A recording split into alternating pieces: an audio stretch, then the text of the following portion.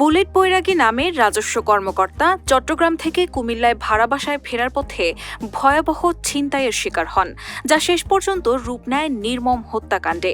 RAB 11 সূত্রে জানা গেছে, ঘটনার সঙ্গে সরাসরি জড়িত 4 জন পেশাদার ছিনতাইকারী।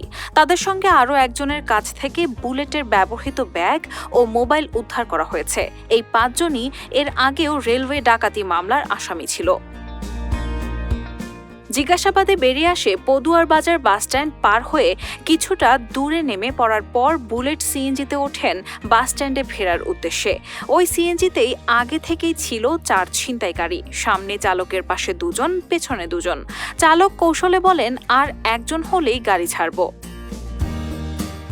এরপরই শুরু হয় ছিনতাইয়ের নাটকীয় মুহূর্ত।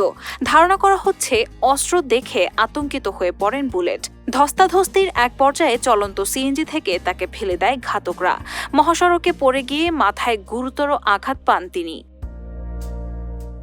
নিখোঁজের প্রায় 7 ঘণ্টা পর গত শনিবার সকালে ঢাকা-চট্টগ্রাম মহাসড়কের কোটবাড়ি এলাকার একটি হোটেলের পাশের ফুটপাত থেকে তার রক্তাক্ত মরদেহ উদ্ধার করে ময়নামতি হাইওয়ে থানা পুলিশ। ঘটনার পর ছিনতাইকারীরা বুলেটের জিনিসপত্র নিয়ে চৌয়ারা বাজার এলাকার উলুরচর মৌজার আজিজ ম্যানশনের দিকে পালিয়ে যায়। অভিযানে অংশ নেয়া র্যাব কর্মকর্তা জানান, পুরো ঘটনাটি তাদেরও গভীরভাবে নাড়িয়ে দিয়েছে। একজন কর্মকর্তা বলেন, আমার স্ত্রী পর্যন্ত বলছে এটা মেনে নেওয়া যায় না। আমরা সবাই রাত দিন কাজ করে আসামিদের শনাক্ত করেছি। প্রযুক্তির সর্বোচ্চ ব্যবহার করা হয়েছে।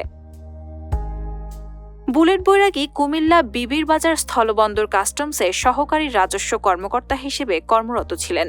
কুমিল্লাতেই তাদের ঘরে আসে পুত্র সন্তান অব্যয় বৈরাগী, আর নির্মমভাবে নিহত হওয়ার দিনটিই ছিল তার সন্তানের প্রথম জন্মদিন। রায়হানা হক মুন, RTNN।